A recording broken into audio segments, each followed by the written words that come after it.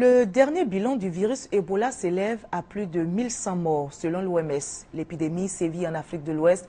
La Côte d'Ivoire, notre pays, n'est pas touché mais se prépare contre tout risque. Quel plan de riposte en cas d'apparition de ce virus?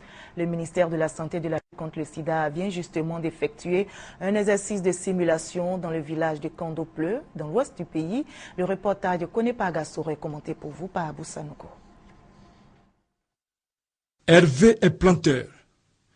Malade depuis son retour le 2 août dernier de la Guinée forestière où il séjournait, il décide de se rendre dans le centre de santé de Kandopleu, son village natal, situé à 15 km de Biankouma. Vêtu de son équipement de protection individuelle, le médecin du centre de santé de Kandopleu le consulte. Hervé est suspecté par le médecin d'être atteint de la fièvre hémorragique. Il sera donc conduit par l'ambulance médicalisée de l'équipe d'intervention rapide au centre d'isolement situé à l'hôpital général de Biankouma. À Biankouma, Hervé est déclaré positif, donc porteur du virus Ebola. Il décède par la suite, puis est inhumé par les agents du centre de santé, vêtus de leur équipement de protection individuelle. Ceci est une simulation. Pendant toutes ces étapes de la simulation, la prudence était de mise.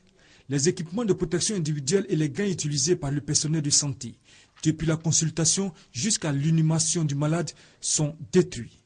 Le personnel de santé ayant participé au traitement du patient s'est aussitôt fait désinfecter les mains avec de l'eau javelisée. Le centre de santé de Kandopleu, celui de l'isolement de Biankouma, l'ambulance médicalisée et le corbillard sont aussitôt désinfectés par l'Institut national de l'hygiène publique de Mans.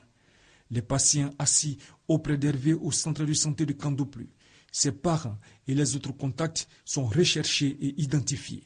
Ils seront à leur tour sensibilisés par le directeur départemental de la région et pris en charge pendant 21 jours par les médecins de la localité.